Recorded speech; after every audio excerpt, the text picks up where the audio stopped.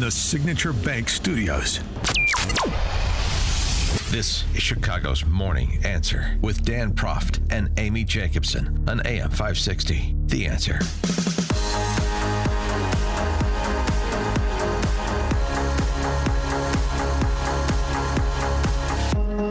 Top of the morning, Dan, and in for Amy this morning, John Cass, johncassnews.com, famed Chicago columnist. Thanks, Danny. Also, Chicago Way podcast, you get at johncassnews.com. Can I get a plug in here? You may. Just not a plug, but an acknowledgement. Today, a few hours ago, I read that Steve McMichael passed, and it's all in the news now. Bears Hall of Famer, great defensive tackle, and I just wanted to take a hat off and say thanks, Steve. I loved watching you play. Yeah, I mean, it would definitely try to get to that a little bit in a little bit more depth before the show is over today. But Sorry. Yeah, McMichael, right? Bears great, 85 Bears Hall of Famer, and just it was just very difficult to watch him deteriorate as after it was announced that he was afflicted with ALS, and so 67 years old, I think. Like he was. Pope John Paul. Yeah, it was the same watching him. Yeah, it's such a brutal disease, Yeah. and especially to see a big, strong guy like McMichael be felled by that was tough to watch. But yes, definitely rest in peace, Steve McMichael. We'll talk about it a little bit later. Now we need to talk about Trump and trade. Of course, that is the order of the day.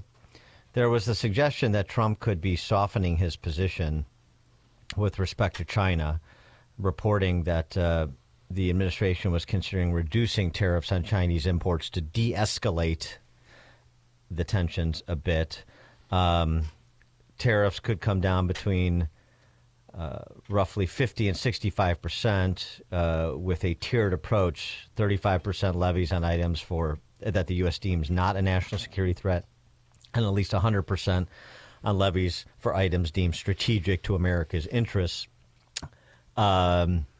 And Trump said, by the way, Caroline Leavitt was asked about this, and she said there's no give at this time, but that doesn't mean there's not a discussion of possible give and what that conveys in terms of the understanding of the impact, particularly if the prospect for a deal is not looking too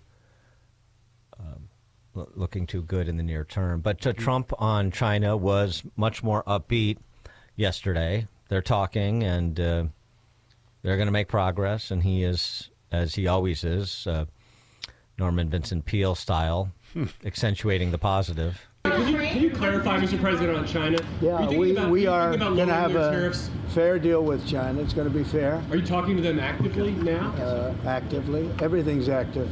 Everybody wants to be a part of what we're doing. They know that they can't get away with it any longer, but they're still going to do fine. And we're going to have a country that you can be proud of, not a laughing stock all over the world for.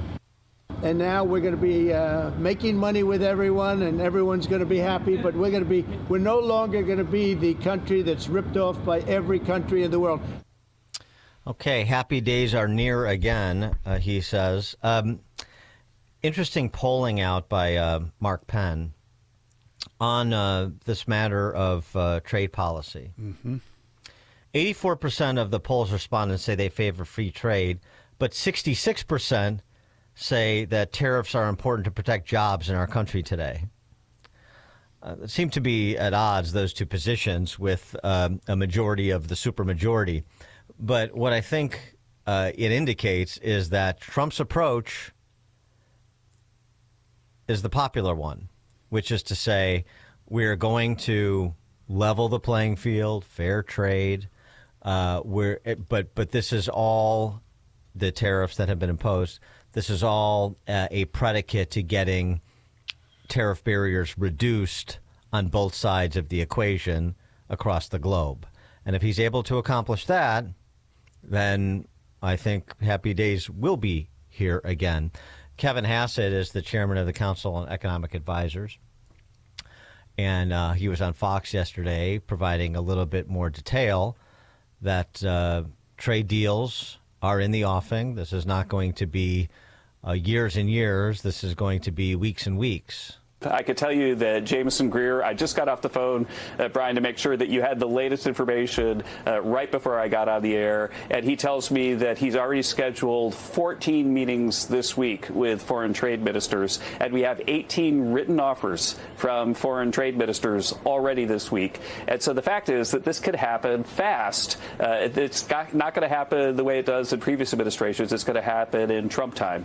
And the fact that we've made so much progress is a reflection of the fact that Jameson Greer and Howard Lutnick and the top trade team, including Peter Navarro, have been working on these deals really since the 20th of January. And so we've got a lot of progress to report, and it's not rushed deals. It's carefully thought out deals in anticipation of the actions that the president took. Okay. So piling up victories is in the near term, according to Kevin Hassett. I hope he's correct. For more on this, let's be joined by Don Boudreaux, American economist, author, professor, co-director of the program on the American economy and globalization at the Mercatus Center at George Mason University.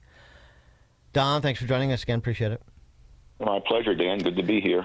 I know you're a free trader. Of course, we've talked about this many times. But, if Trump is able to get to the other side, like Kevin Hassett is indicating, and start piling up new trade arrangements with important trading partners and perhaps putting additional pressure on China to cut a deal as well, knowing that we're never going to get to free trade, although it has been interesting that the EU offered zero tariffs.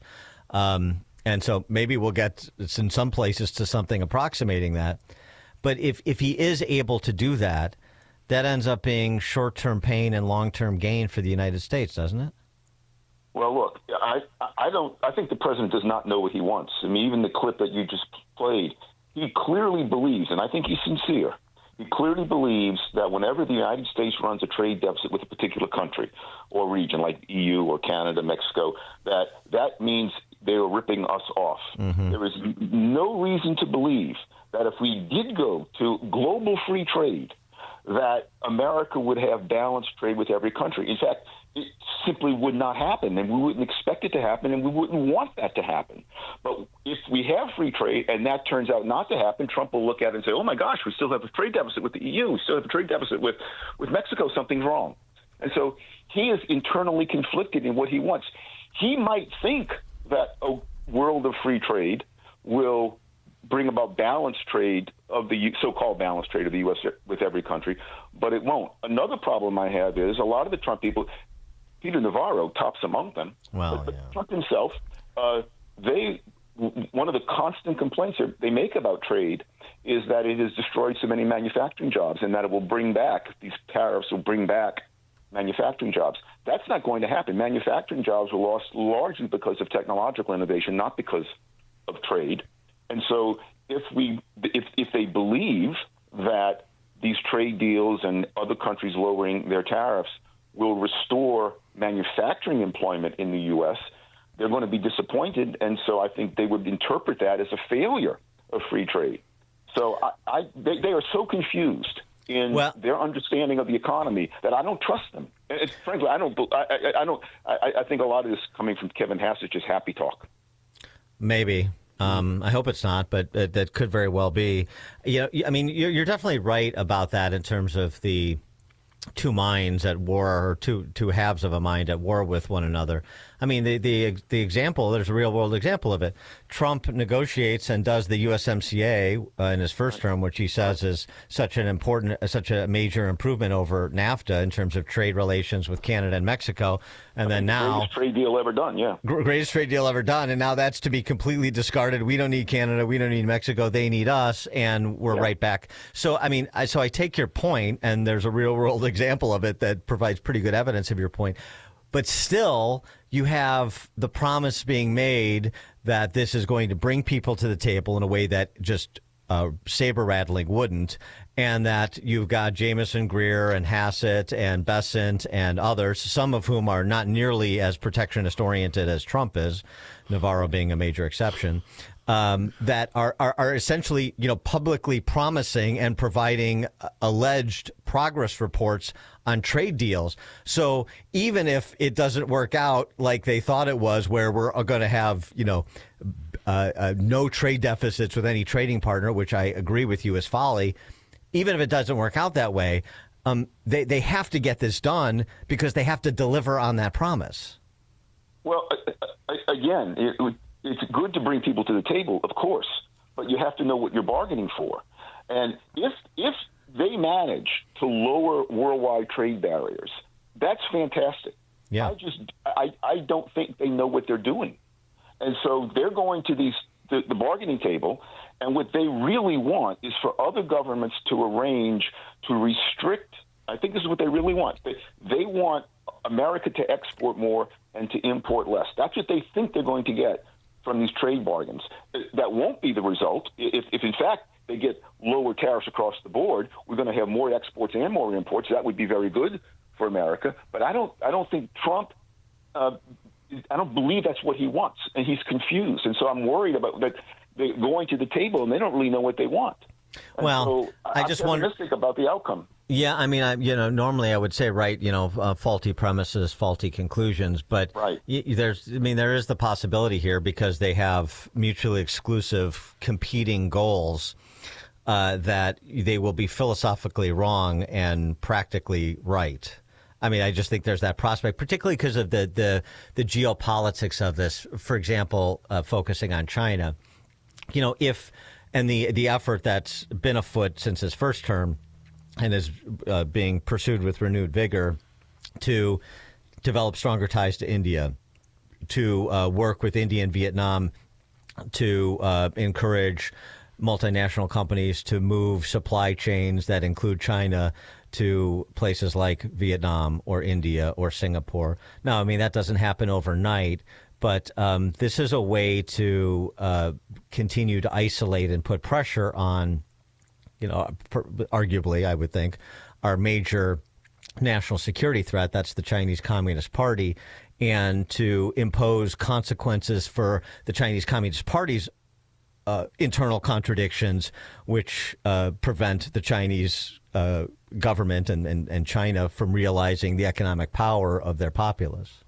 Look, I agree that China is a problem, and President Xi's policies over the past 13 years have actually reduced economic growth in that country. But to your larger point here, if that, I think it's good if we can move supply sources out of China to other places. That is definitely a good thing.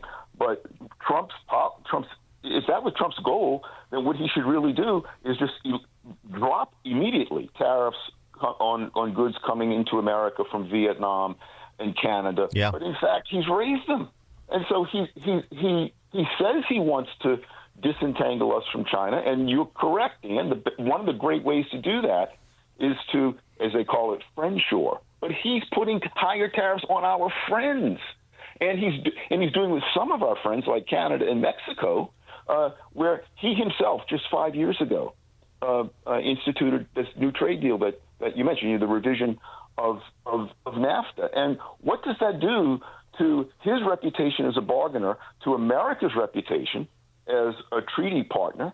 I think it's a wrong-headed approach, even if that particular goal is one that we all agree upon, namely disentangling as much as a little bit more from China. I wonder if there is this laboratory experiment going on in real life that will perhaps provide some utility in general global understanding of trade. And that is the Trump approach, ostensibly to get to a more free trade in order in the world, ostensibly, versus what Milei is doing in Argentina, which is to get to the same place, but by being unilateral in reducing trade barriers. I mean, it's going to be very interesting to track the outcomes. It's not a perfect one for one because the United States is so much more of a greater economic power than Argentina, of course. But I mean, in terms of what the policy approach throws off, what is the path of most sense to try to get to ostensibly the same place? That's going to be interesting to see the results, isn't it? I agree, but we do have also some historical examples. When Britain moved to unilateral free trade in the mid-19th century. Its industrialization took off. It became the wealthiest country in the world. When Hong Kong eliminated all protective tariffs in the 20th century, its wealth, it went from being one of the poorest places in the world to being one of the richest. Singapore has no natural resources, but it's a free trade zone. Hong Kong and Singapore, of course, are small relative to the U.S., but we do have some historical examples of unilateral free trade working exactly as economics predicts. And I would point you also to, I agree that that's a good experiment. We have to keep our eye on it. But giving us sort of forward information are the financial markets.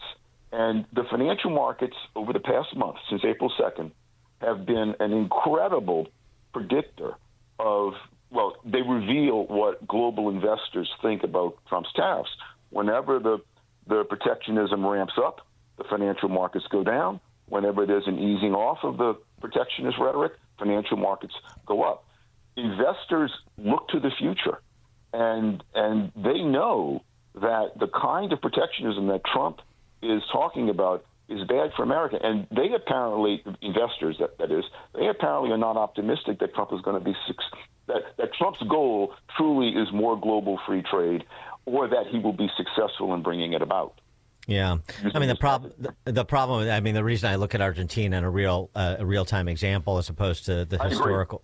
Yeah, it's just because and because Trump is always touting. He did yesterday again that we had this great expansion of industrialization and economic power in the late 18th century into the 19th. At the late 19th century into the 20th century before the income tax, where it was, tariff-based revenue generation for the federal government. And he focuses on that. And of course, tariff, you can't look at these things in isolation. You have to look at it with respect to overall tax and regulatory policy. But he uses that as a historical example that's what we'll see again if we pursue the neo-mercantilist strategy he's pursuing.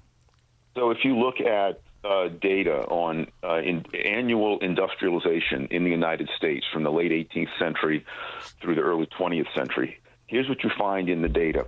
During those years when average tariff rates were rising in the U.S., the rate of industrialization was slower than during those years when tariff rates were falling in the U.S.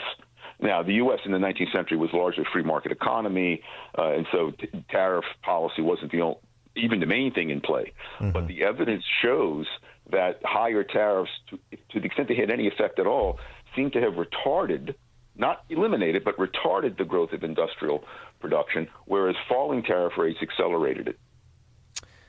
Yeah, well, it's sort of that basic economic 101 principle that taxes are anti-growth. Power to tax is the power to destroy. I mean, sometimes we forget the basics, I suppose. Yeah, tariffs are taxes. Yeah. You don't tax your way to prosperity. I think a lot of conservatives believe that. Yeah, right? Yeah. Don Boudreaux, American economist, author, professor, co-director of the program on the American economy and globalization at the Mercatus Center at George Mason University. Don, thank you as always. Appreciate it. Thank you, Dan. Bye-bye. And he joined us on the Turnkey.Pro answer line. This is the morning show more Chicago radio listeners are choosing. This is Chicago's Morning Answer on AM 560. The Answer. Did you know that AM 560 Radio has a full-service digital marketing division called Salem Surround?